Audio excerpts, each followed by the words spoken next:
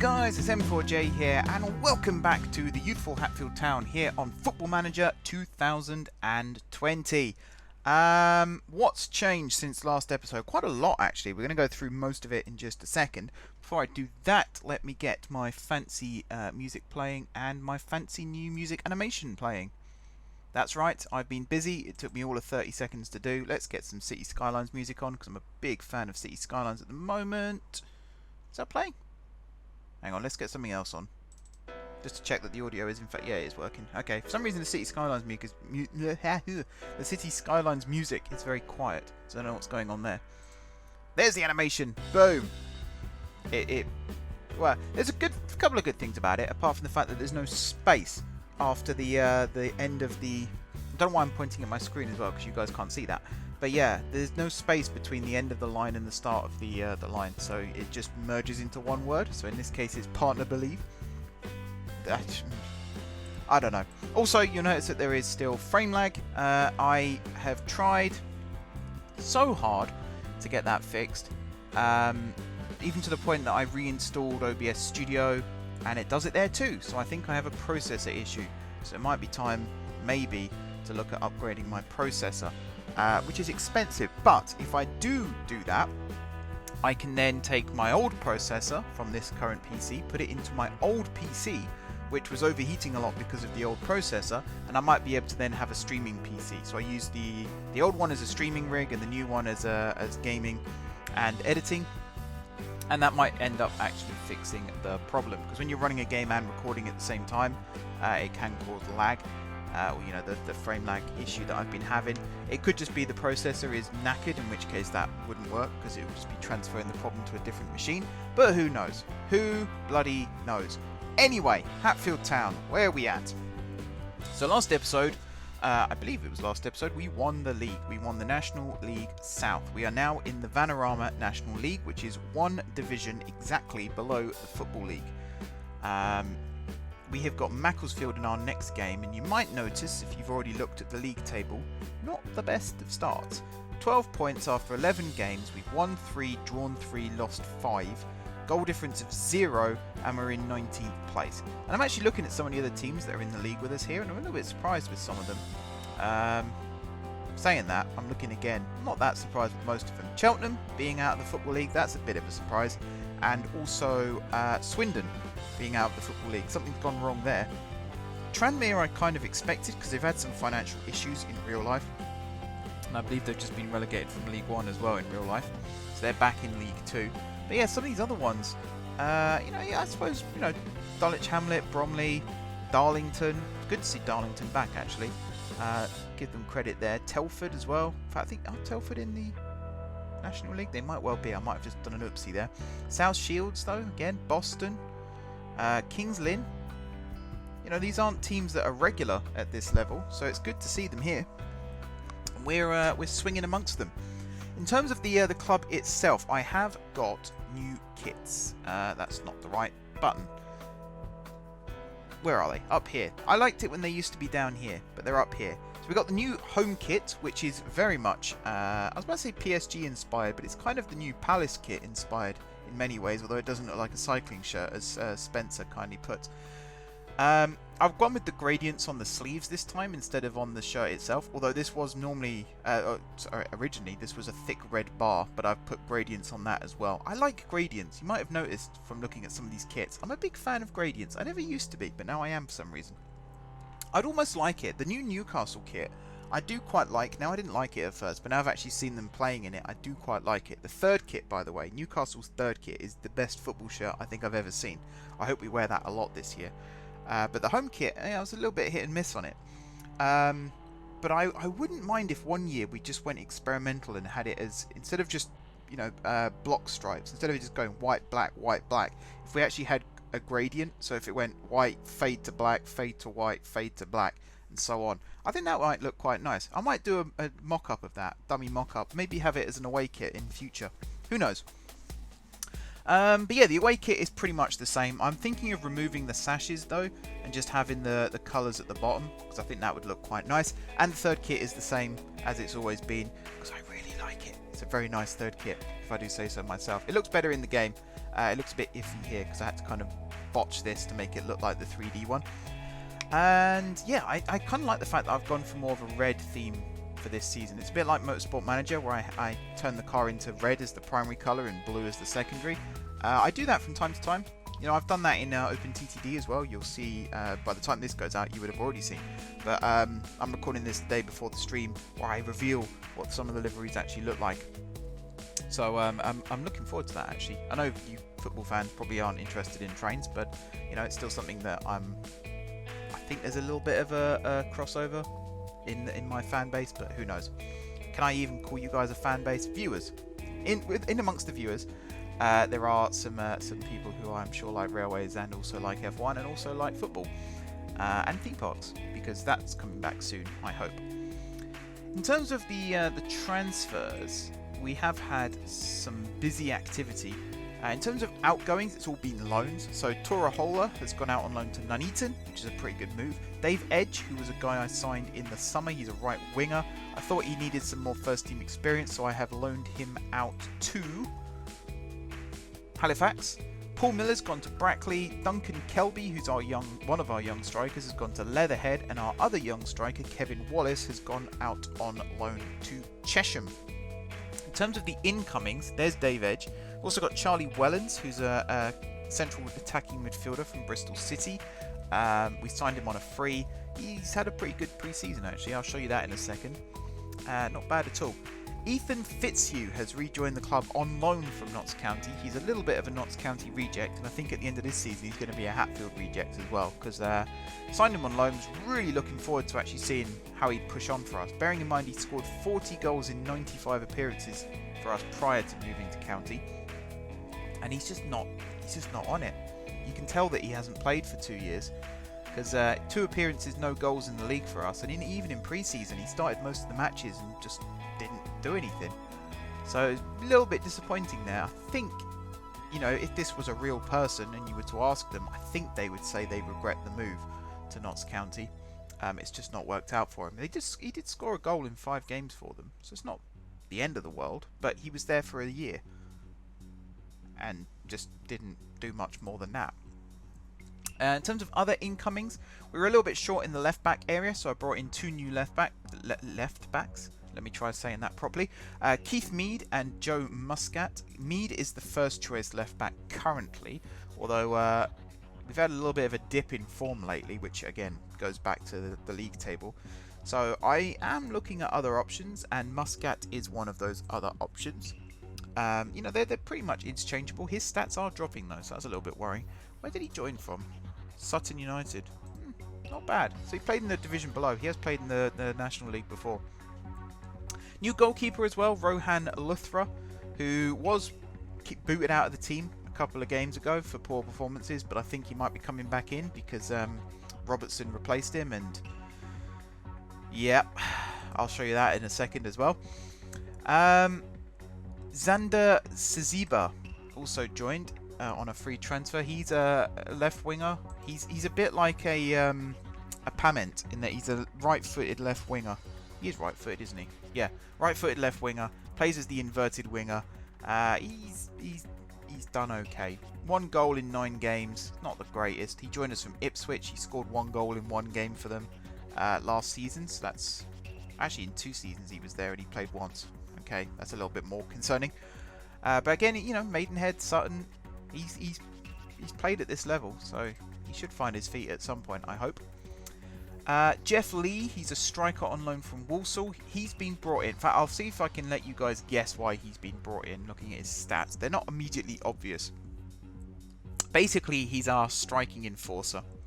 He's our target man, because we had some departures at the end of last season. Louis Dunn's left, so has Wootton, so has... Who was the other? I'm sure there was another striker I had who was more of a target man. Yeah, no goals for Walsall. He did play 22 times for Dorking a couple of years ago, scored 7 goals. But he already for us, 2 goals in 5 games, and I believe he scored in his debut. He also scored 28 seconds into a match against Barnet. So, by no means bad. And he's quite versatile. He can play in midfield as well. Philip Cohen. What position are you? I actually can't remember. Oh yeah, another striker. I think we signed him. Like, we couldn't get him on trial. He rejected us, so I signed him on loan for a month just to see how good he was.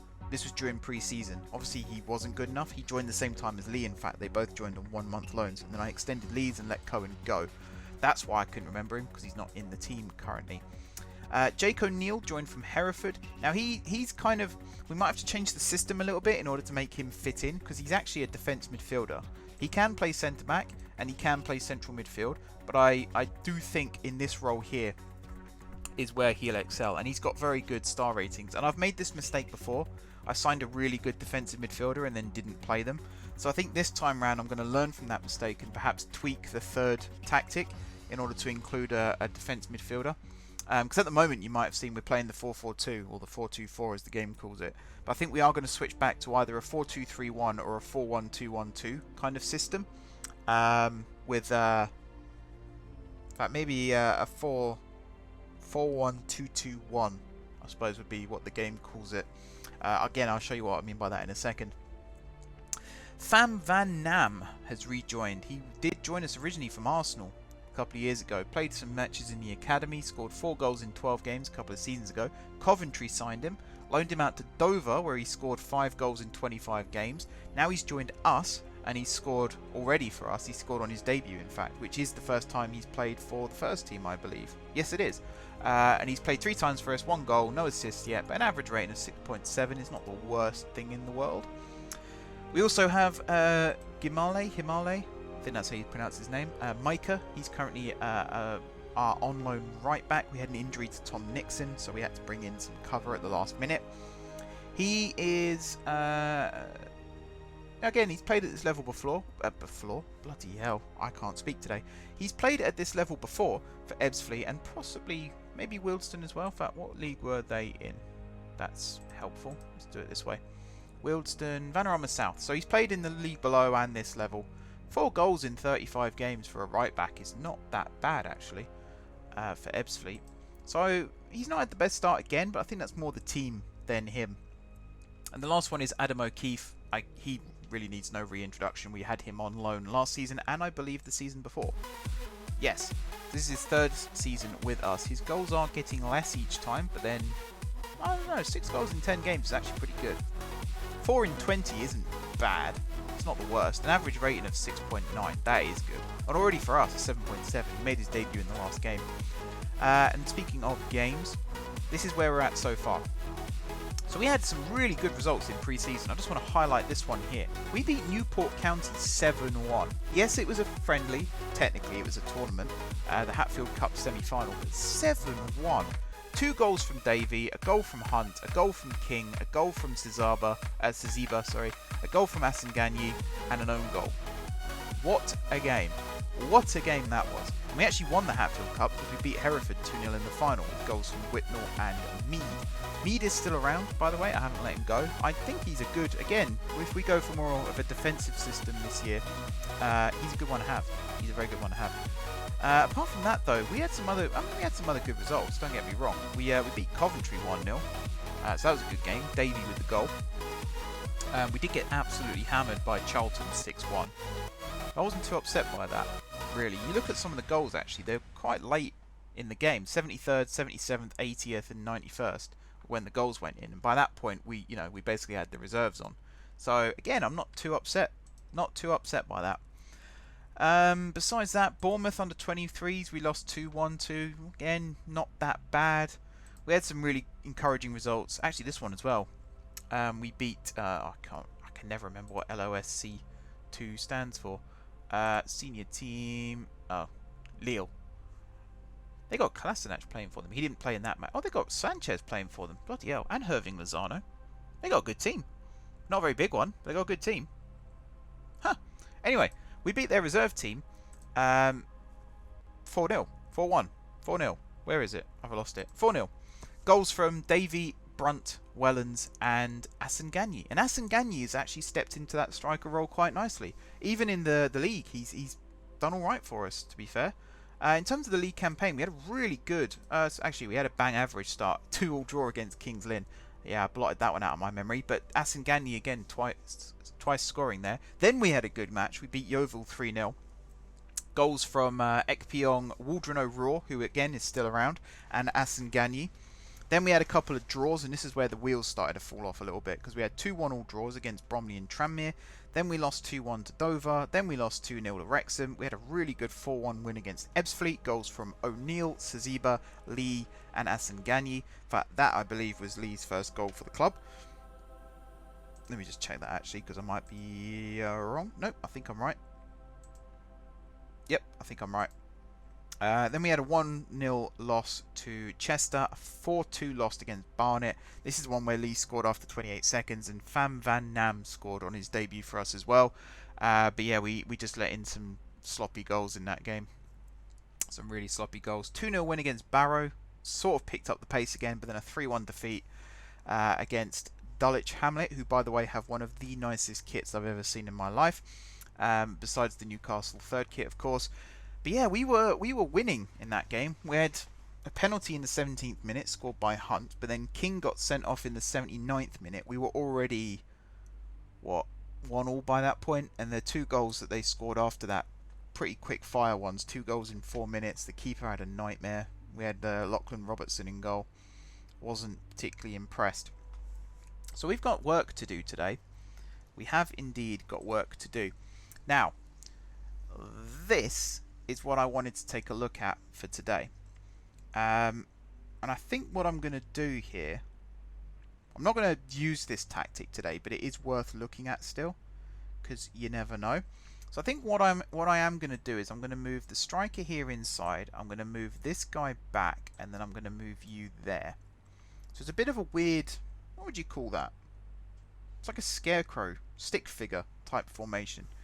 And in fact, I am going to go wing backs as well, because why not? So we got no width. This is kind of the system we play when we're defending for our lives at the end of a match, but it might be worth having around just for injuries or sending offs or anything like that during matches. It'd be nice to have that kind of option to go a little bit more defensive and not worry too much about you know, losing structure. Because one thing I like about having central players like this, say we had a man sent off, you can easily just you know, forget about the cam, stick with the midfield here, stick with the wing back, stick with the 3 at centre back, and you don't really lose. You lose a little bit of attacking intent, I suppose, but you've still got the man up front.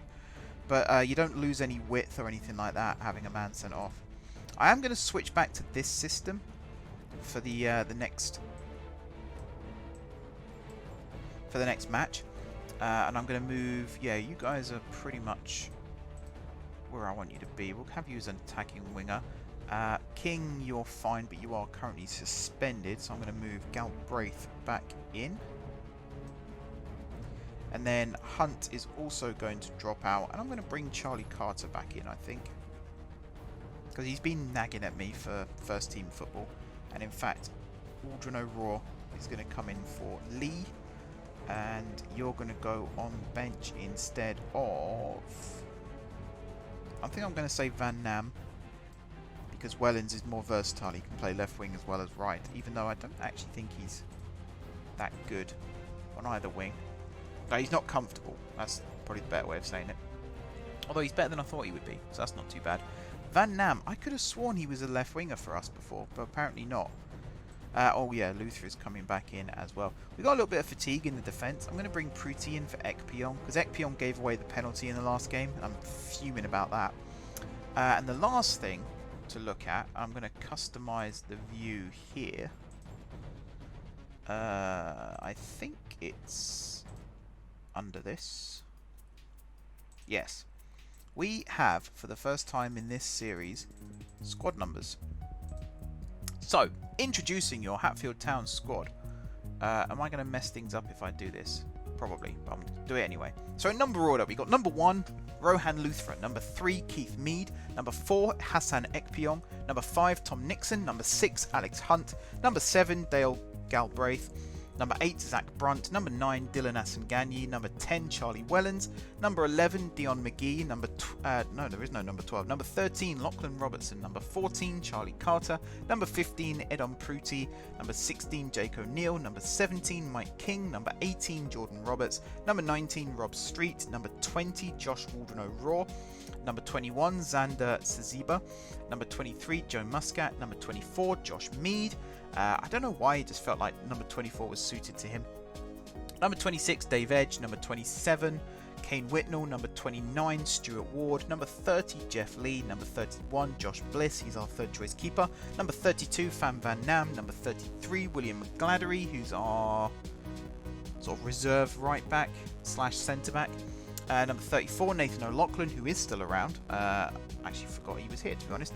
Number 35, Paul Miller. Number 36, Thomas Davey. Number 37, Ethan Fitzhugh, aka Judas. Number 38, Gimale Micah. Number 39, Luke Lane. Number 40, Tora Hola. Number 42, Adam O'Keefe. And number 43, Jason Franks, who is our sort of reserve left back / left midfielder / left wing back as well, by the looks of things.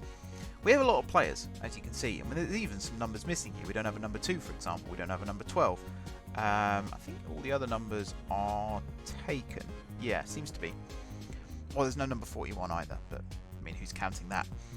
So we have a very big squad. We have a very big squad, but we have a lot of injuries, suspensions, things like that. So it is good to have lots of players available for whatever reason, pretty much. Also, this isn't...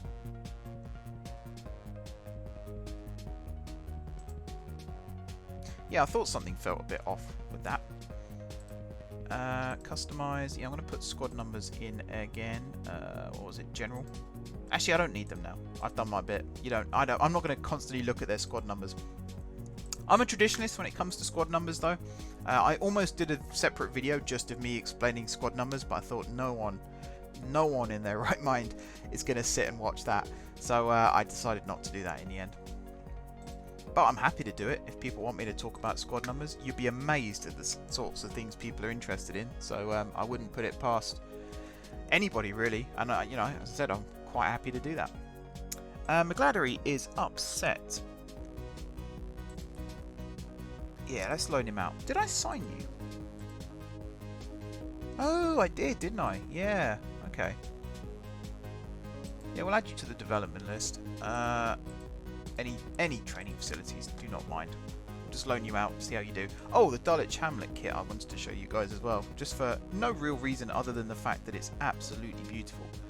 I don't know what it is. Like, look at their kits. It's just great. This is the one they wore against me, and I really love the fact that it has callbacks to the other two. Whoever designed, in fact, I can't even see the logo. Whoever designed these kits, though, awesome. And you can tell I watched Spencer and Seb reviewing football kits this week. The way that the sponsor sort of ties in with the sash and everything, and I like how here the sash is wide enough that you can actually read the sponsor, because some clubs for some reason don't seem to care about that sort of thing. But yeah, really nice kit. Really sad that they beat me, because I needed that result. We have, however, got Macclesfield away coming up, and switching back to the familiar system with the familiar players. Couple of rotations going on as well. That is something I'm going to be doing a little bit more of now as well, is squad rotation, making sure players don't get too comfortable in their role, because it could very easily be taken away from them. And we'll see how we go from here. In terms of the match plan, oh, that's a good point. I need to remember to change the match plan back. The actual bullying of the defense is actually something that's worked quite well. Jeff Lee, again, his star rating isn't the best. You can look at that and it's quite obvious that it's not the best. However, he does quite well. He's good at bringing the ball down from the air. I didn't bring him in necessarily for his heading ability. It was more the fact that when we were trying to counter-attack, we would just lump the ball up long, and either someone would run onto it, which is fine, but if no one was there to run onto it, or even if it was played to Asenganyi, he's not the strongest, so he was struggling to sort of bring it down and hold it up and let others come into play, whereas Lee does that really well. That's kind of what he's brought in to do. And the games in which he's been most effective are the ones where he's played alongside Asenganyi, but he did also score his first goal for us whilst playing as a lone striker. So, again, I'm a bit of a traditionalist. The old little and large tactic with having 2 up top, it works quite well in the right environment. Everyone criticises Emile Heskey for not scoring many goals for Liverpool, but he was always part of the goals that they did score. Whether it was his hold-up play that, you know, he used to hold it up and wait for the likes of Owen and Fowler to run in behind, or, you know, his assist record wasn't the worst. He would bully defenders. He runs a lot. And actually recently, he played in Soccer Aid the other day. I didn't realise how fast he could run. Fair enough, he's running against celebrities or, you know, people who may have played semi-pro football back in their early 20s. But he's frighteningly fast. He would certainly beat me in a race. Even at the age he is now, which I think is he pushing 50 these days? How old's Emile Heskey? It's not really a question I want to be asking Google right now. But yeah, I mean, fair play. I've never criticised Heskey really. I have maybe told some Heskey jokes in the past, but now I'm a lot older and I watch football from a different mindset. I can definitely see where his value was. And, you know, even the famous win against Germany back in 2001, 5-1 on their turf, Heskey scored in that game, and people say, you know, the world's going to end because Emile Heskey scored. And I think that's a little harsh. Plus, you know, again, being a Stevenage fan, we've had strikers in the past who... I mean, we've had centre-backs playing as strikers because they can be good target men.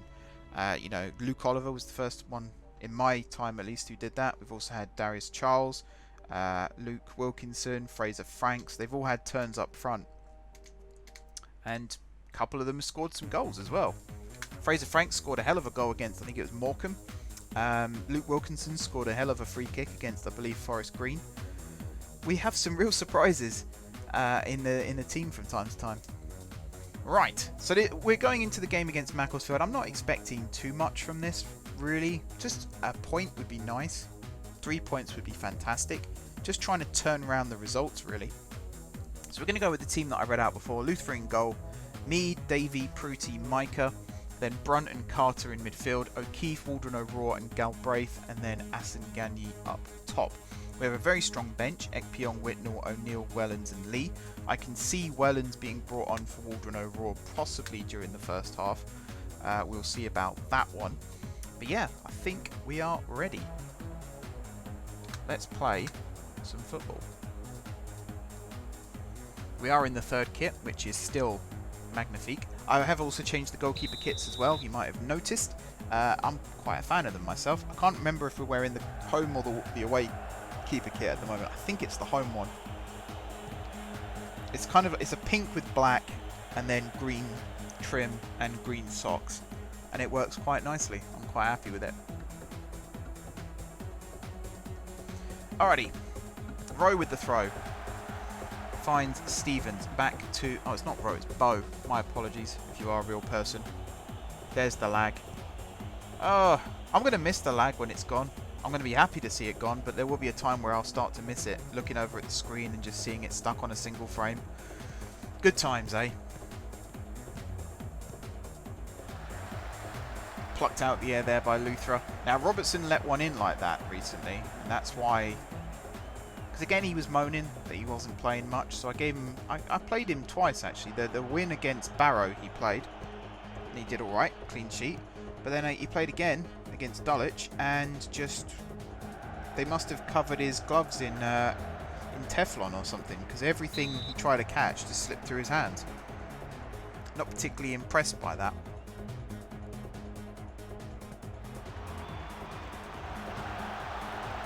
And we're really bad at defending set pieces as well, it seems. I might have a look at set pieces, actually. Defending. I also found out recently, and again, this is one of those things where, how did I not already know this? If you set up multiple attacking set pieces, it rotates through them.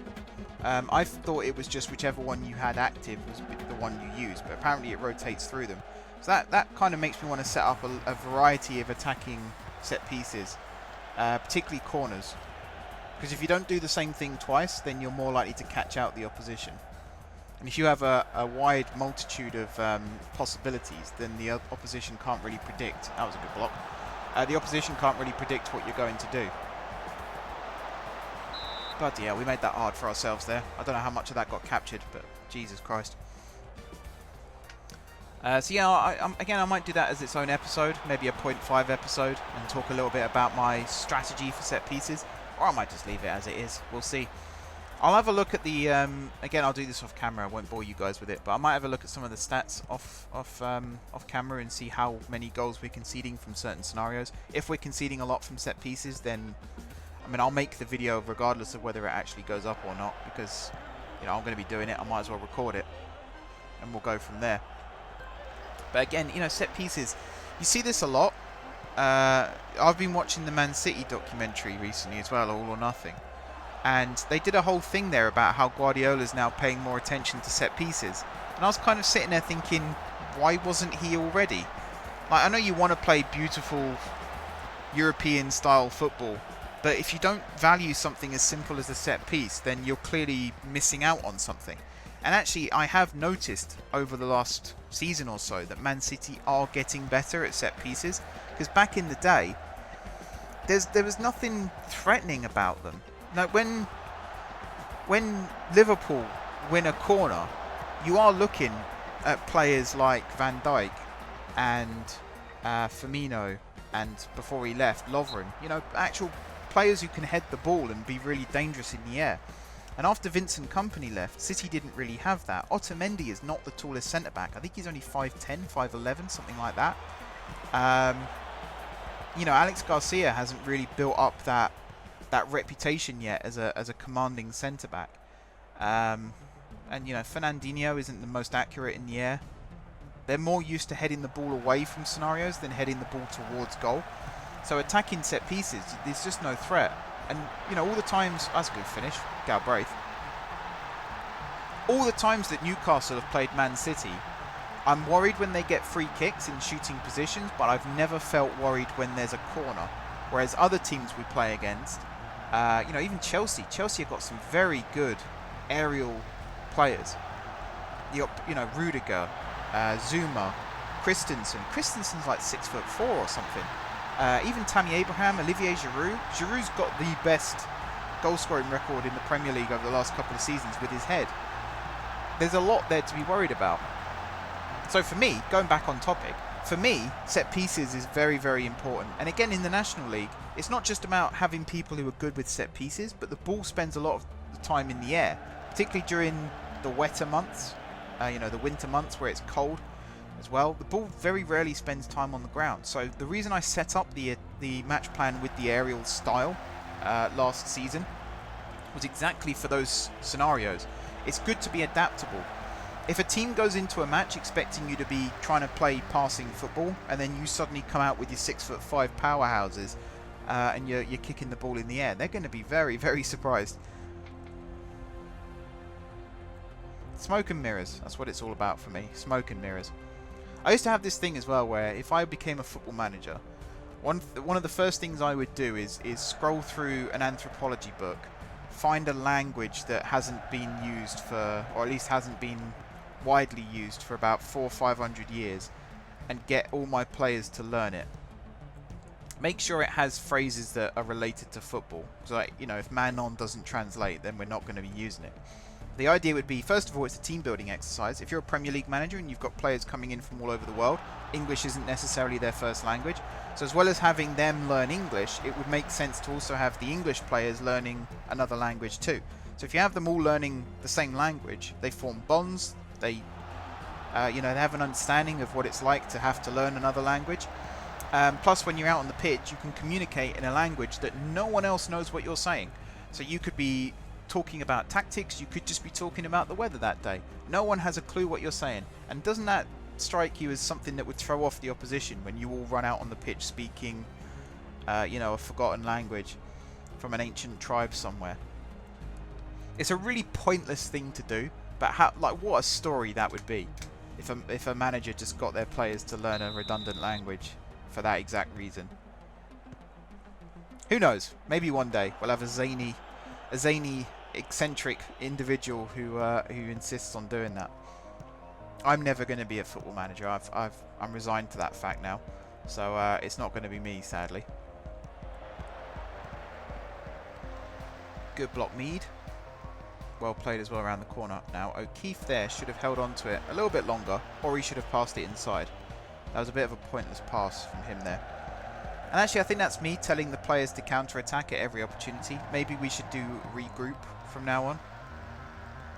That was a good block. And this could potentially be a counter-attack. It's 5 against 3. That's a very nice pass. Waldron O'Rourke running in. He's pulled a save. Oh, Galbraith. Maybe he should have returned that across the box first time. Carter with the strike. Straight down the keeper's throat. His shots on target. I'll give him that. Macclesfield have actually dominated this match. We've only had 6 shots, 3 on target. This though, Waldron O'Rourke is very good at playing that kind of slide rule pass, and he's also very good at getting onto the end of that kind of slide rule pass. And that's something else that I like, is a player who can not only play a good pass, but can also recognise another player who can play a good pass and make the right run.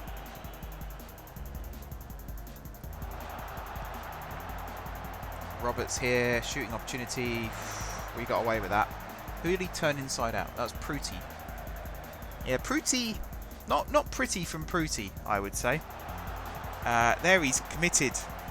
Really, you've got to show the player down the outside channel still, even if he gets the cross in.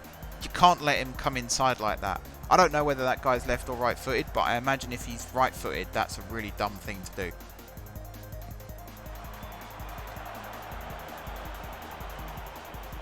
Okay, they've got a little counter-attack here. Waldron O'Rourke closest to it. He's kind of done the right thing there. He's just forcing the ball out wide still. Get there. No, fair enough, fair enough. He kept it out. Got Macclesfield going with all the experimental formations right now. I'm not sure why he didn't pick the ball up there, but, you know, he kept it out and then he made sure it went out of play. So I'll give him credit there. We haven't made any subs yet. I just want to make sure that the match plan is working. Yes. I was expecting, genuinely, I was expecting Waldron O'Rourke to have been subbed off by now. He's still out there.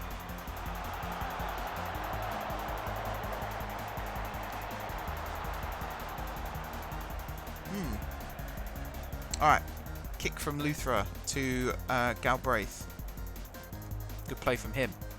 Finds Waldron O'Rourke. Bad play from him. That really wasn't good. Davey winning it back, but straight away giving it away again. That should be Pruti's. No.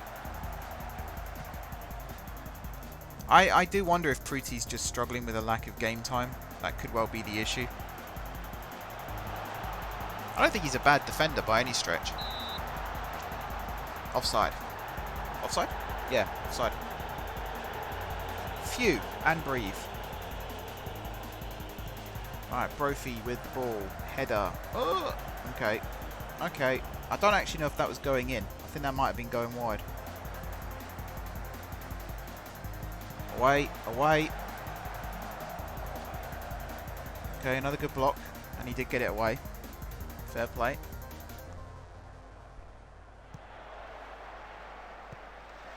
Davey there again, just not showing his man down the right side. Good play from Mead though to stop that going out for a corner. Fair enough there. Did well. Injury. Oh god. Okay, I was hoping this wouldn't happen. Yeah, because we'd have no sub right winger. We could bring on Wellens, I suppose, for Galbraith. He's going to have to play supporting because he's not a an attacking winger. He's not really a winger. That's mainly why. We'll stick the match plan back on. There we go. Right, this is the bit where I start getting nervous now, because it's about holding on to the lead. Which is something we've not done that well so far this season. We've taken the lead in quite a few matches and ended up losing or drawing. And again, you know, they're firing shots in left, right and centre. We've still only had 6 shots. We scored, what, in the 27th minute? So it's this thing of scoring early and then not holding on. And yes, I do count 27 minutes as early in matches like this. That was well won back. Go on, Welland. Stretch your legs. That's not great. Asengani wasn't really running for it, was he? But then I guess the pass came in a bit early. Give him a chance to run. Oh, for God's sake. You just brained your opponent there as well. Not even your opponent, your teammate. Oh, for God's sake. Yeah, that's basically our problem. That is basically our problem. Ben Stevens, I think I said it was his 60th goal for the club. Congratulations to him. Look at that. That was easily defendable. I'm not really sure why Davey ran across the front of Mead there. Mead did nothing wrong. Maybe he should have closed down the cross afterwards, but before that he did nothing wrong. Alright, Whitnall and O'Neill on, Micah and Waldron O'Rourke off.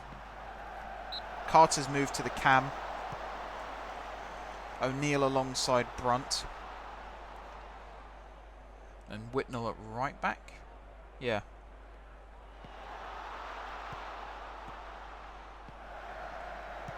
There should have been someone there. That was a really good ball in from Whitnall. Carter. That's who should have been there. Asengani made the forward run to bring the defenders away. Carter should have been making the second run. O'Neill there should have got that ball. That's going to be trouble for Pruti. Probably a red. Is that a goal scoring opportunity? Yep. Scheisen. Not good. Yeah, this is the story of our season so far.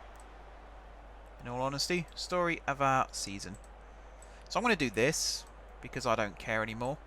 And I'm going to do this.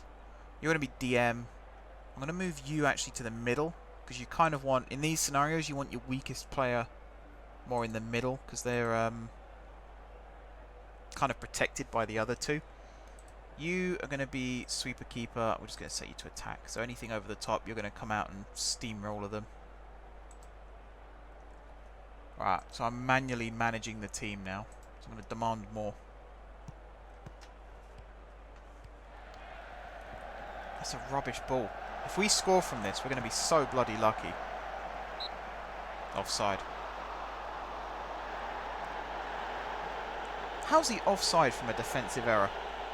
He shouldn't even be that far forward.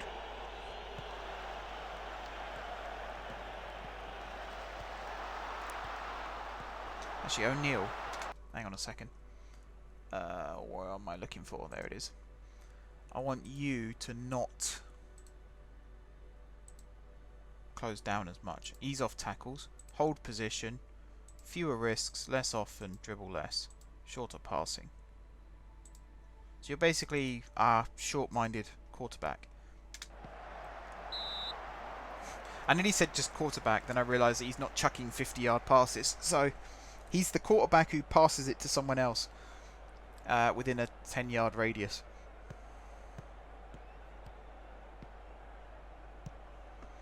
Brunt lofts it forward. Another defensive mistake. Asengani onside this time, on his stronger foot as well. Didn't open his body enough. Pretty easy for their keeper, to be fair.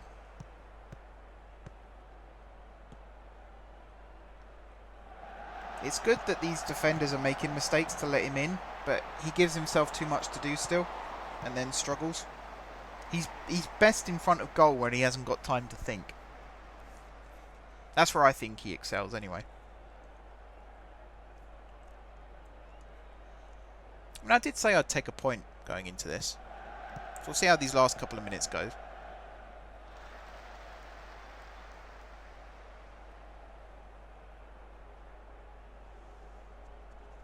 And how much time was added? 5 minutes.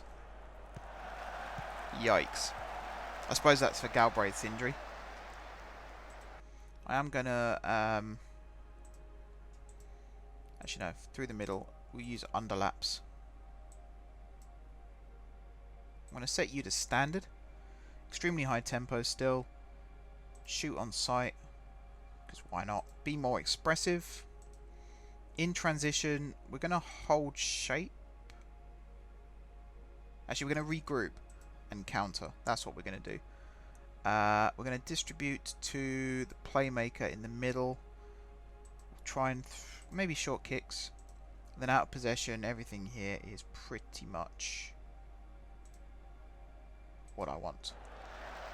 So it's 3 minutes of holding on now. Maybe trying to snatch a winner somehow. That's not a foul. Surely not. Bloody hell, referee.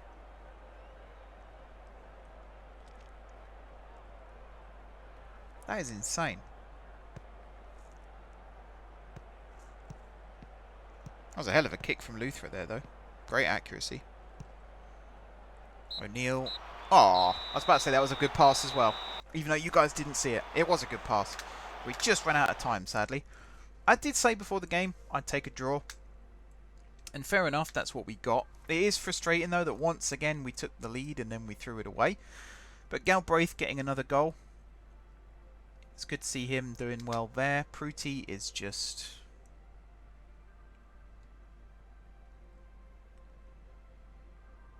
I'm just going to, use the code of conduct. Just fine him. Half a week. Happy with that. Some of my loanees are doing quite well. As in players I've loaned, not players I've loaned in. Alright, Pretty's accepted at least. Mead as well suspended, so Muscat's going to have to come in for the Stockport game. Then we have got Barnet in the FA Cup. That's going to be interesting. It's going to be very interesting. Oh, there's some news that I forgot to mention. So there's not been an episode. Again, by the time this goes up, because I think I've got 5 episodes sitting around waiting to go up. But yeah, there was a bit of a gap between episodes recently. And the reason that is I was working on something that I couldn't really talk about at the time. But I can talk about it now, because it's well and truly published. But yeah, earlier in the year, I think just before the season was curtailed, last season was curtailed, Hashtag United put out a thing asking for volunteers to help them with certain jobs that needed to be done. I think what I originally applied for wasn't what I was allocated to, but I'm not complaining. By no means am I complaining. But what I ended up being given the job to do was to help with the matchday programs.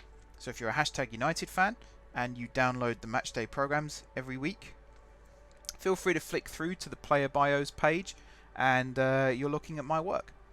So obviously we were given templates and stuff to work with, but yeah, I did the player bios for Hashtag United this year. I think that's a really cool thing to say. Some people I've talked to about it, like friends and family who aren't really football fans, you kind of mention, you know, I've been working voluntarily for a club, and they sort of go, oh, that's nice. And then, you know, most people, you would say the name of the club, and then they go, oh, wow, that's really cool. But because Hashtag, as big as they are in football circles, like my 85-year-old grandparents don't know who Hashtag United are. So even then I kind of got the, oh, that's nice. I'm kind of waiting for that moment where I say, you know, I did the player bios for Hashtag United, and someone goes, oh, that's so cool. Hopefully that happens one day. You never know. But yeah, that's what I've been working on. And the really cool thing about it is, because I was working with the photos of the players, you'll notice the first program of the season, it only shows them from the shoulders up. And then from all programs after that, it shows them wearing the kit. I was actually sent the photos of them in the kit a week, what was it? Sort of half a week before they were officially unveiled on social media. So I had to keep very quiet about that, which is really difficult when you're given something like that. Believe me, it's really difficult. But I did do it. I kept it quiet. It didn't leak. But yeah, I think I was the first person outside of the inner circle of the club to actually see the new kit. I like it. It's a nice kit. It's a very nice kit. And you might notice as well that the background of the player bios is inspired by the kit. Little design choice I thought I'd throw in there. It might change throughout the season, otherwise I'm pretty much out of a job now unless there's other pages that need doing. So I might tweak it throughout the season, change the bios themselves, change the way the photos look, change the background, things like that. But yeah, I'd never actually done anything like that before. That's the surprising thing. So I had to remove the backgrounds because they would, you know how kit shoots work. You see it in the Premier League all the time. Normally they stand in front of a green screen, but I didn't have the, or they didn't have the green screen to hand, I guess. I think they did it. They took the photos on a match day while they were playing a friendly, so it's kind of trying to think of a nice way of saying it. It wasn't the most professional photo shoot, let's say that. So the lighting was a little bit off, and the background itself wasn't the greatest. And I've done background removals in the past, but normally for a single shade of a single color. So I had to learn how to remove multiple shades of, in this case, grey, and basically blag my way through it, claiming I knew what I was doing when really I was quickly looking up tutorials and stuff. But you wouldn't know from looking at it. I'd say I did a good job. You know, Neil said I did a good job, so thumbs up. I'm really proud of it though. Again, it sounds really small and insignificant to some people, but for me that's huge. I think about the year that I've had this year. You know, starting the year as a director of a game studio, very quickly that didn't work out. So to move on, do my own thing for a bit and be happy doing that. Not quite being successful, but you know, trying to re-establish some happiness in what I was doing. And then to suddenly be working for one of the most well-known football clubs in the UK. It's not a paid job, don't get me wrong, it's completely voluntary. But I'm happy doing it. It's good work. And you know, I've been a fan of hashtags since the start. So to actually get the opportunity to work for them in any capacity, it was you know, it was a really, really good opportunity that I was never really going to turn down, in all honesty. I hope they have a good season. You know, I've seen some good things from them so far. They won their first ever FA Cup game, which is awesome. So I'm just looking at this as well and realising that Muscat is on international duty. Is that bollocks? So I think Frank's going to be making his debut, which is not ideal, but we'll have to make do. But yeah, where was I going with this? Oh yeah, so to have the opportunity to work with hashtag on anything is a real honour. So I'm very, very happy that I've been given that opportunity. And I'm also very grateful that they trusted me with something as big as the new kit as well. You know, I was sweating on that for a while, because it's kind of literally my first day on the job. I got a message saying, change of plan, we're launching the kit this weekend, here are the photos, don't tell anyone. And then I got this message through with a link to all of the player photos, and you kind of sit there and think, oh shit, big responsibility. But hopefully I didn't let them down. I didn't tell anyone. I just want to make that clear. I didn't tell anyone. It didn't leak from me. Okay, here's the lineup. Actually, I'm going to bring Hunt back in as well for Carter, because he didn't impress me much. Luther in goal. Micah, Ekpyong, Davey, and Franks, who I think, is this his debut? I think he might have played for us last season, actually, after we won the league. Or maybe the season, I think it was the season before, because wasn't it the last day last season where we won the league, or with the match to go still, I can't remember. Hunt and Brunt in midfield. Then we got Fitzhugh, Waldron O'Rourke, and O'Keefe. And then Asenganyi up top. Bench of Nixon, Whitnall, O'Neill, Wellens, and Lee. Yeah, injuries and suspensions coming at a really weird time. You can see now why I like having small squads, because I do like the challenge of squad management, but at the same time, especially in lower leagues, you get riddled with injuries so quickly. It kind of washes over you so fast that you have to react pretty quickly. This is a nice kit as well, Stockport. You get to see what our home kit looks like for the first time in the match engine. I like it. I really like it. The white on the sleeves is meant to be the 3 Adidas stripes. Didn't quite work out. The stripes on the 3D kit are really ugly, but they're the only ones on the sleeves, so I had to go with them. But if it were up to me, I would change those. I would change those in an instant. Waldron O'Rourke, that's a decent looking cross actually. If someone had got onto that, that would have been a good goal. Spray that out wide, Brunt. Micah's in acres. Give the ball to Micah. Has he run over your dog or something? Oh man, they're ignoring him. Well, this is a good chance. Oh yes, okay. Who needs Micah?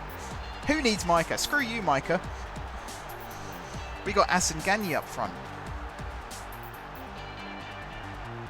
Probably been saying his name wrong all this time as well.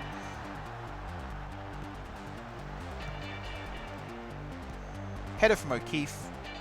Good touch there. Keeper did get a hand to it, but it wasn't enough. Again, we've scored early. Let's see now. It's only just onside, actually. It's only just. Let's see now if we can hold on to this lead. If we could double it, that would be lovely. Be very happy with that. Oh, Franks. He should have thrown it inside there. Was that Hunt was open? Keith going for a little wander. Finds Asen Gagné. Inside to Waldron O'Rourke. Franks on the overlap. Nice. Good touch. Back to Waldron O'Rourke. Fair enough. Is he going to shoot? I think he tried to curl it and like stuffed it. Not the best. Not the best effort there.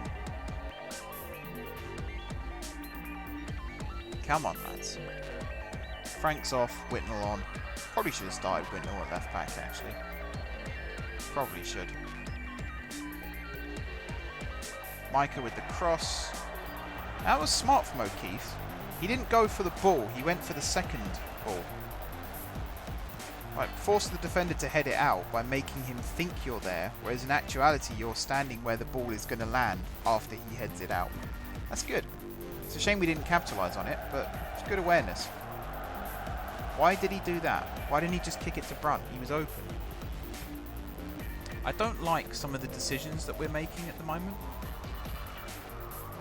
Not a huge fan of that. I'm quite lucky in many respects that we've gone so many seasons without having to go up through the playoffs. We've won every league title that we've contested so far. But I think this year might be the end of that run. I feel like this year is going to be the one where we're going to have to go through the playoffs. And because of the way the playoff system works in the National League, you might notice there are 6 teams instead of the normal 4. Basically, the top 2 teams go through automatically to the semi-final. And the 4 teams below that, it's, in this case, 4th v 7th and 5th v 6th. In I think it's a 1-match playoff. And then the winners of those go on to face 2nd and 3rd in the playoff semi-final. And then the winners of those go on to play each other at Wembley in the playoff final. It's a bit of a weird system, but I kind of like the way it works because it gives teams... Because like basically once you're not getting in the top 5, you lose interest and you start messing around and things like that. So they wanted to try and encourage more teams in the midfield to try and play a bit more. So they've given them those 2 extra playoff spots so there's more to play for. I believe that's the reason. If it is, that's kind of... a smart idea, let's say. I think it's a good idea. It rewards teams for coming 2nd and 3rd as well, because coming 2nd, if you lose out on promotion by a point and you end up then losing in the playoffs to the team that finished 5th, that's annoying.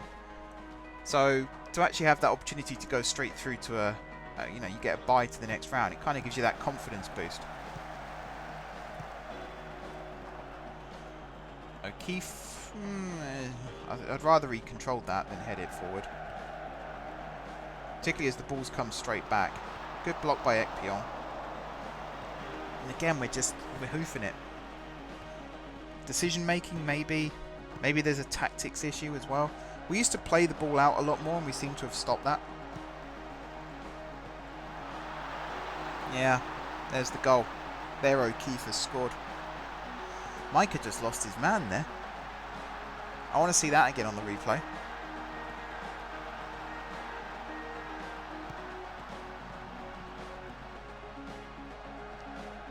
Watching on the radar.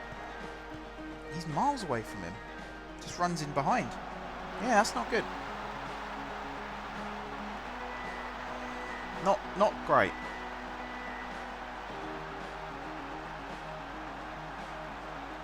Is this us under pressure again? No. Well, maybe it is still. Waldron O'Rourke with the first header. Hunt kind of breaking it up there. Come on, lads. I mean, to be fair to Waldron O'Rourke, he's not a... He won the header in the box there, but he's not a ball-winning midfielder. That's not what he's there for. The ones who are supposed to be doing it aren't. And we're now 2-1 down. What is going on? Maybe too many signings during the summer. Maybe that's costing us. We had a few outs as well. Players released, things like that. I still feel like we're weak up front. As good as Asengani can be, we have no one else who can do his job. Even though we got Lee who can do the more brute force type thing, but if Asengani gets injured, our only alternative is to play brute force because that's the only other striker we have. Archie Wilson keeps rejecting me, and it's got to the stage now where Hibs are saying they would rather he played with better players. So I think that avenue is cut off for now.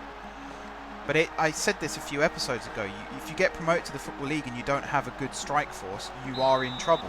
And right now we don't have a good strike force, not even for the National League. We've disappeared off the top of the league table. I'm going to have to scroll down to see where we are now. That's not very good at all.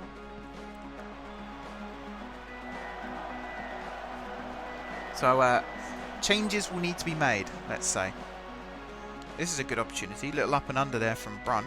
He's running onto it. He's got Fitzhugh open on the far side. Asengani in the middle. Was that a foul on Asengani? Apparently not. Looked like he just checked his run, to be fair. Is this their replay again? Yeah. Yeah, some of the bigger boys are starting to bully us a little bit in this league.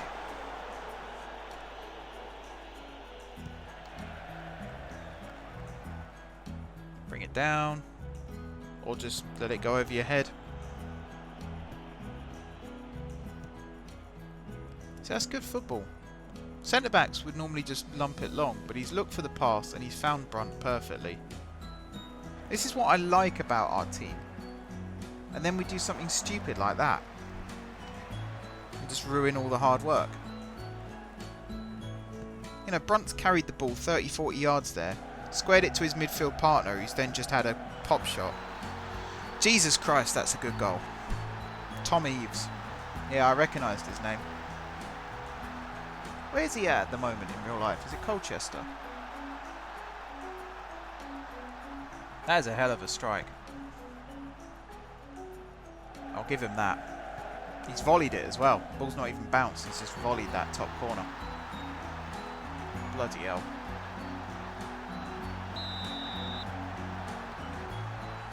Oh, I wish we had a player who could do that. Boy, do I wish we had a player who could do that. Alright, Fitzhugh, you've done sweet FA all game. You're on a 6.5. Please do something. Thank you! Thank you, you actually did something. Alright, I think he's just topped Eve's goal at least. I don't know, Eve's was better. To hit a ball on the volley like that when it's coming over your shoulder, that's world class. I don't care what league you're in, that's world class. This is a hell of a strike, don't get me wrong. But Eve's goal was better. Could this be the return of Ethan Fitzhugh, though? It's taken him long enough. I didn't realise Nottingham was in a different time zone, but apparently he's been suffering from jet lag for the last 3 months.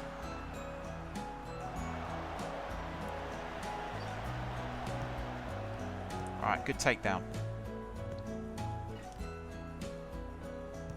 Okay, I thought he just miscued that to Hunt then. I didn't see Brunt behind him. Okay, that's slightly better. Because we want a set piece from it. We're starting to sort of get back in control. Stats-wise, you know, 50-50 possession. 10-8 in terms of shots on target. Good save. Our defence is a bit woeful. Might have to have a look at that. Maybe a deeper defensive line. But we're chasing the game right now, so... I don't know. I don't know.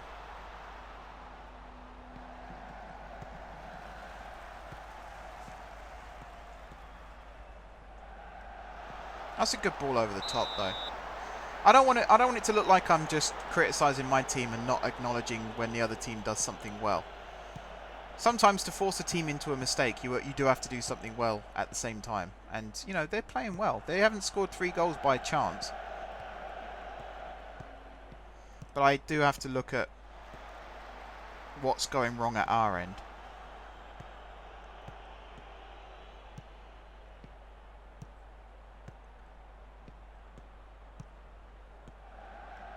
Oh, that's another brilliant finish. Alex Hunt. He's had a couple of sighters.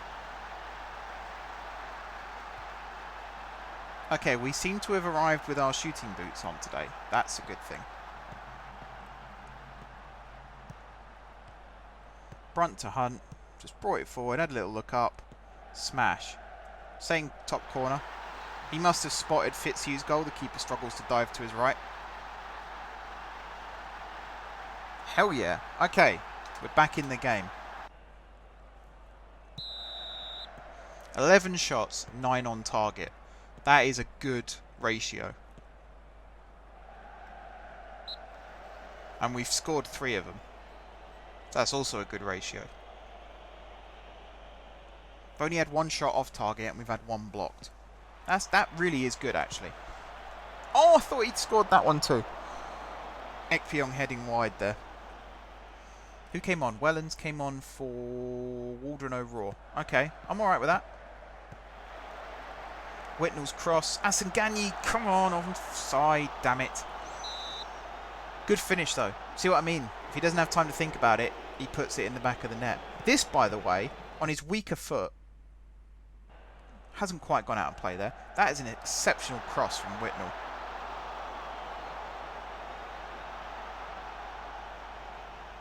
I love him. He's probably one of the most versatile defenders I've had. Absolutely adore him. That's another good ball. Oh, Fitzhugh. He's offside as well. Okay. Just pretend, Ethan, that you saw the flag go up, even though you were facing away from it, and you decided just to pass it back to the goalkeeper so that you didn't have to go retrieve the ball. That's the story, and I'm sticking with it.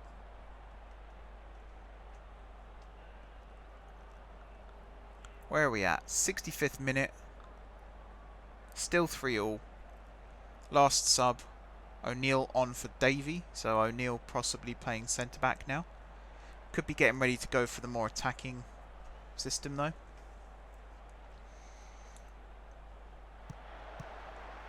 Wellens swings it in. Not a bad cross. Just needed someone on it. That's a great ball. Asengani's header. Oh, forced another save. I think it was going wide anyway. That pass from Brunt, though, disguised out to Wellens. That was beautiful. Oh, O'Neill! Oh, 17 shots, 12 on target. Gosh, damn it. Oh, man. Alright, 3-4-3. Who's up front? Fitzhugh, Asengani and O'Keefe. Do not mind that. O'Neill, Ekpyong and Whitnall at the back. Wellens, Hunt, Brunt and... who else? Where's Micah playing? Oh, Micah now's at the back. Right, hang on, pause. Micah, O'Neill, Ekpyong at the back. Whitnall, Hunt, Brunt, Wellens across the middle. Fitzhugh, Asengani and O'Keefe up front. I don't like the Whitnall at right midfield, even though he's clearly shown he can get forward and put crosses in. Offside? No. Damn. Jody Jones. God, I remember him at Coventry. He got a really bad injury at Stevenage. I hate to say this, but I think that injury has actually held him back a little in his career. So I feel quite bad about that one. Because he was a real bright young star. And it was a bad injury. I can't remember if he did his ACL or if he broke his leg. I think it was a leg break. It was really unfortunate. Corner. We've got 40 seconds. We're not scoring it, clearly. No, not with an overhit delivery like that. And in fact, they're probably going to go score now. Just poleaxe him. I know I've just said I felt bad about him getting injured, but this isn't real life. This is a game. Oh, I'm so gutted we've thrown this one away. Just awful defending again.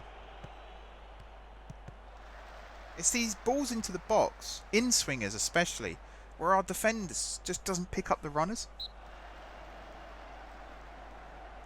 Really disappointing.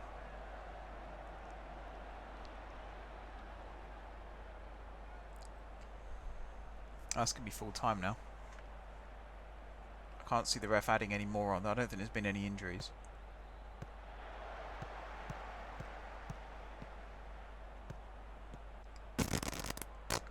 Disappointing. We did so well to come back into it as well. 2 great goals from Fitzhugh and Hunt. I'm not taking anything away from those 2. But we have been quite wasteful in the midfield. Not enough creativity out wide. And, yeah, not great. Not great. I'm not praising Hunt. In fact, what I'm going to do is this. Give him a little pep talk. Look at that. It worked. It had its effect. Plus, I mean, we had some injuries and some suspensions. Mead coming back in at left back. That might help things out. Pruti, maybe not him. Having Nixon back, though, at right back. As much as I've enjoyed Micah at times, I feel like we are missing... We're missing something in that right back position, which he was able to offer. King as well. I'm going to move Fitzhugh onto the bench, though, because I quite enjoyed his performance there. We are playing Barnet now in the FA Cup, so to have him there would be good. Pruti... I'm going to swap you in for Ekpyong for now, because he's absolutely shattered. I'm almost tempted to bring Rob Street back in from the cold. We'll see about that one. Yeah, you're still adapting. You're young. You're only 21. Probably not used to this level. Actually, again, I was watching a hashtag video. I know I'm talking about hashtag quite a lot at the moment. I was watching the hashtag video about the new squad. Who's joined, who's left, things like that. And they made a really good point about your ability as a footballer isn't necessarily dictated by what level you're playing at. So there are players who... I'm trying to remember which player it was they used as an example. But basically they mentioned a particular player and said their style of football is probably better suited for a team a couple of divisions above hashtag. And that might seem a bit weird because people always assume that what league you're in is based on your ability, but it's not necessarily. It's based on your play style. That's why you have players like Falcao, for example, one of the best strikers of his generation, and he came to the Premier League and he struggled. And, you know, he was still technically recovering from a serious knee injury when he joined Man United. He'd missed almost the entirety of the season prior. It's one of the reasons why Monaco loaned him out.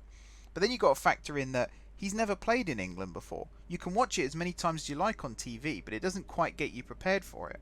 And then you've got to factor in things like your Falcao. Defenders are going to want to kick you. It's about how do you react to that. And he did struggle. He looked a little bit better when he went to Chelsea. But even then, I think his best days were behind him at that point, which again is sad to see. But people criticise him, people joke about him as if he's a flop, and he really isn't. He's one of the best strikers of his generation, and we mock him because he had a couple of bad seasons after what could have been a career-ending injury. I mean, football fans are just a whole different breed of humanity. In all honesty, really can get quite bad. But again, you know, kind of proves the point of style of football is something you have to factor in a lot when you manage in these lower leagues, and the style of football that I like to play isn't necessarily suited to the league that we're currently in. And what defines a good manager is the ability to adapt, like recognise the issue and adapt from it, which is something that I'm trying to have to learn to do right now. It's also something where some of my players are struggling. Cardiff seem to love me though. If they want me to have an interview, no thank you. Might sound nuts, but I'm Hatfield through and through. Cut me open, I bleed red and blue. There's some players here that we could potentially look at bringing in to perhaps help things out, like Luca Nelson. What kind of striker are you? You're a poacher. So you could do the Asenganyi role. It might be worth having a look. I'll bring him in on a trial because he's a free agent. And I don't want to keep bloating the squad because we have huge numbers of players right now. But sometimes, on a short-term basis, it is a good idea to have a look at what else you've got available to you. I mean, McGee's playing up front. That must be wrong, surely. Surely Street's playing up front and McGee on the left. Or McGladdery on the left and McGee behind. Wow, my reserve team. No wonder they're struggling here as well. It's really messed up. Under 18s, do we have anyone here who could potentially come through and play up front? What does that mean? Oh, you're an over 18. Are you? I suppose you are. You a striker? No, you're a midfielder. Oh, you are a cam. Okay. Keep an eye on you. We don't have any strikers. We've got Williams, but you're injured. I'm guessing, yeah, not really cut out for first team football. So I am going to do some squad trimming at some point. We got players like Luke Lane as well, where it might be a bit of a curveball to suddenly throw him in a match. We'll see.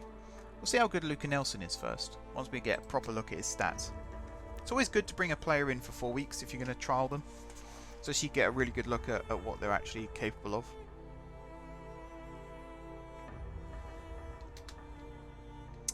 I mean, potential League 2 striker. Fringe player currently. On first glance, advanced forward and poacher are two positions where we could use someone. Got good finishing, 13. Composure also of 13. I think that does make him better than Asangani in that department. Pace of 14, so he can run behind. Acceleration of 15, so he's very, very quick. Anticipation 11, so he can close down quickly. Off the ball 12. Technique 13. Let's actually compare that to Asangani, particularly composure 11. So yeah, he's better there. Off the ball as well, he's better. Anticipation, he's better. In fact, he's better everywhere. And Asangani's good. We got him for 4 weeks, so there's no pressure right now. But I'll see about that. He might be worth bringing in. We'll see how we do in this match. How are you doing these days, Willard Innocent? Where are you? Bishop Stortford. Yeah, you never really made it, did you, mate? He was one who was complaining about first team football. And he's gone and found it. You know, fair play to him. He might have found his level as well. I finally realised what that expression means. I always, again, thought it was an ability thing. He's finally found a league where the ability matches, or you know, the average ability matches his. But I think it's more, you know, style of football. When you find your level, it's the style of football suits you. You've had some very, very good players jump up and down the league system throughout their careers. Yeah, I think Carter's going to be leaving. Don't mind that. We need to trim the wage bill because we are actually quite bankrupt right now. So I think we're £150,000 in the red. So trimming the wage bill will be a good start for that. Selling some players. I'm still gutted that we didn't get the £250,000 for Archie Wilson. That would have really helped us out. 26,500. That's an absolute joke. It was the chairman who accepted it as well. It's nothing to do with me. I can't fire the chairman. If it was my DOF, he'd have been straight out the door. But I like Luther. He's brought in some good players for me. Even some of the ones here, I can't take credit. Ekpyong's coming back in because he's fit. Some of the players we've got, I think Luther was a Luther Blissett signing. Who else was? I think Wellens was as well, actually. But he knows how to find a gem. Certainly does. He brought in Ekpyong. Actually, was it? No, I think it was his predecessor brought in Ekpyong. But the fact that Ekpyong is still our best player 5 years later or whatever it is, it's insane. Alright, come on lads. Good match for the last game of the video.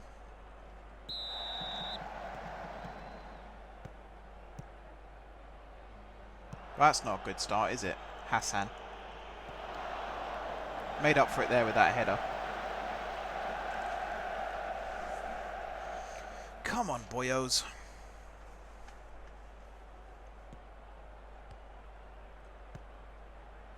Right, up and under, which didn't go very far.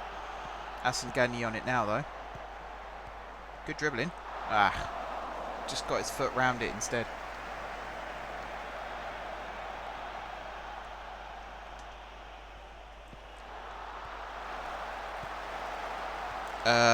Why did he head it that way? Investigate him for match fixing, please.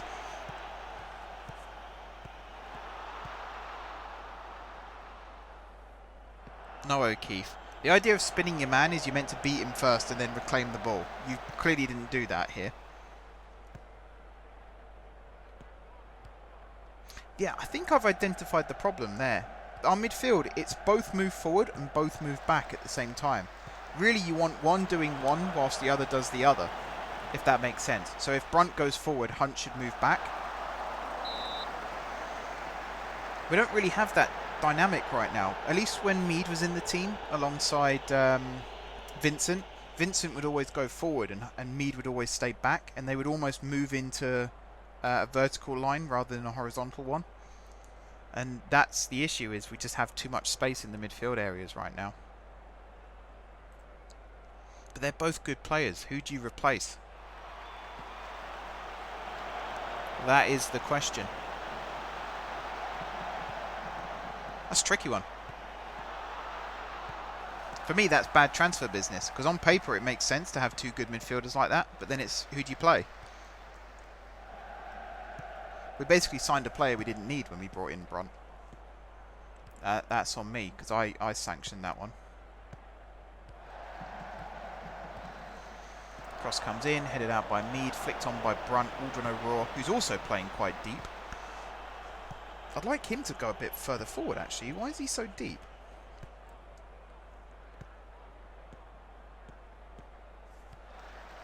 Why is he so deep? What's his role?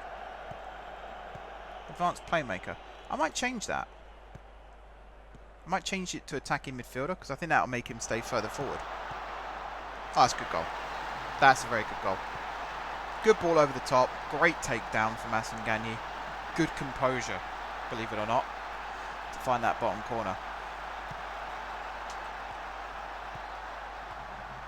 That is a good pass from Brunt as well. Look at this. That's a measured ball into that area. Very well taken goal. Happy with that. Yeah, he's miles on side. Don't even go there. That was like young Philly's goal in Soccer Aid. People might look at that and just go, oh, it's a celebrity striker and a celebrity keeper. What difference does it make? But trust me, some of the best goalkeepers in the world wouldn't have saved that either. That was a very, very well taken goal. And a great cross from James Bay, must be said. Fellow Newcastle fan. They needed Robbie Keane to score their goal. That's all I'm saying. King's cross blocked, but Micah picking it up. That's what I love about fullbacks. O'Keefe, oh, good save. See, this is the area where now I'm thinking, why are we not scoring a second? This is where we need to sort of push on and actually do more damage. I think at the moment the match plan's set up where we go a bit more defensive after scoring, so that we don't immediately concede. But I might change that and kind of go balls to the wall and try and score a second quickly.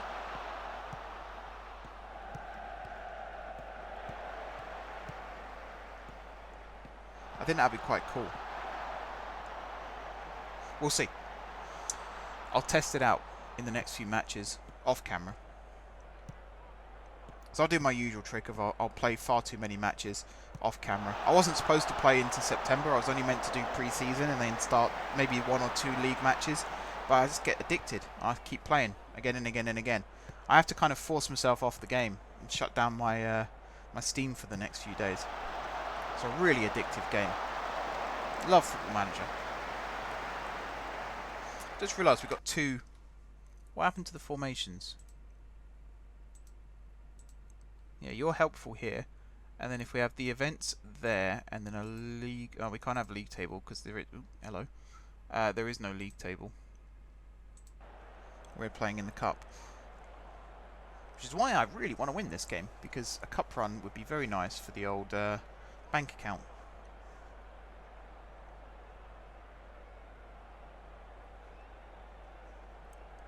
Alright, Greenwood lays it off to Mason Clark. Davey, good header. Hunt, play it around the corner. King's running. Play it around the corner. King's running. Play it around. There we go. He's actually played it over King. That to me should have been 1 touch control, 2nd touch, flick it around the corner. Bit slow there.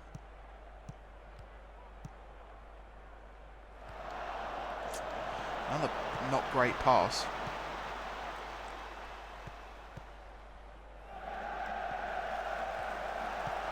Asengani with the cross. Oh, okay. Not bad. Not the worst. I've seen a lot worse, trust me. In both the game and real life. Not bad. 1-0 half time. It's all positives from us so far. Hunt has been impressive at breaking into the final third. Good number of touches of the ball in the penalty area, and Davey has both lost and then won the ball back again.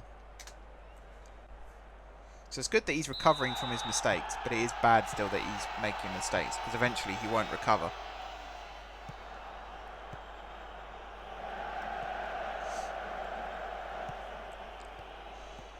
Yeah, we need to learn to play the ball along the ground from kickoff. There should be, like for set pieces, there should be a specific set piece for kickoff. Because you do have teams that play it back to the defender who then lofts it forward, either out for a throw-in. I don't know why they're trying to gain ground from kickoff. Or they're trying to find a striker and it tends to not work. It's a League 2 thing, I've noticed. But then on the flip side of that, you've got teams like Man City who straight away go into their passing style of play.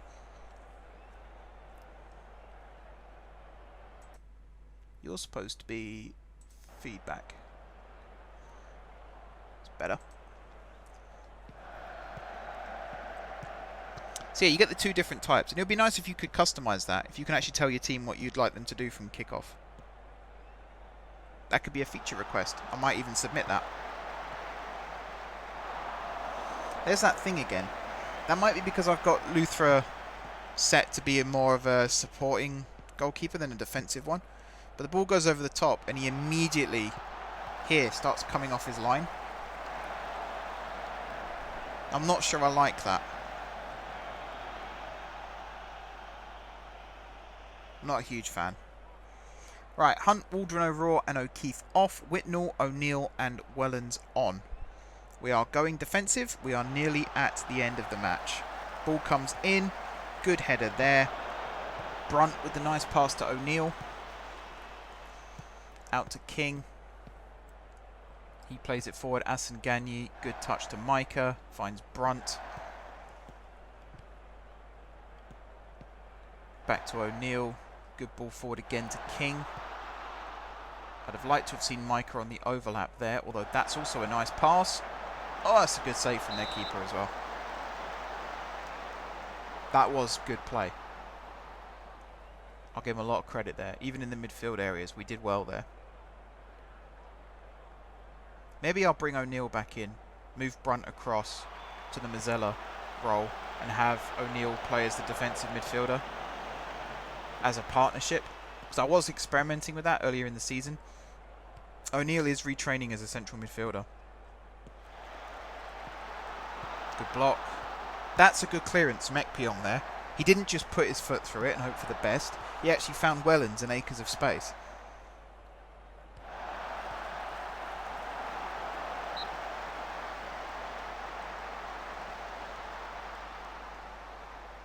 Ekpiong with the throw to Asenganyi. We're into the 80th minute now. In fact, we're technically into the 81st. That's not good from Ekpiong. And that's not good from Whitnall. Why did he run forward? I don't know why he did that. I actually don't know why Whitnall did that. Bad from Ekpiong here. This is awful. But look at Whitnall here. He's goal side and he runs forward and lets Greenwood run in behind him. And he can't catch him. That's bad defending. That is bad defending.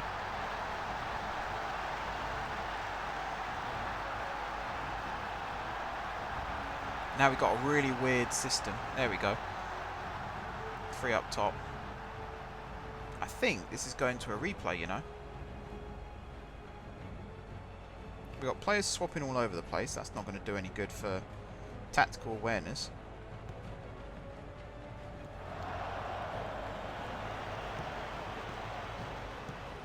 Yeah, I think this is going to be full time.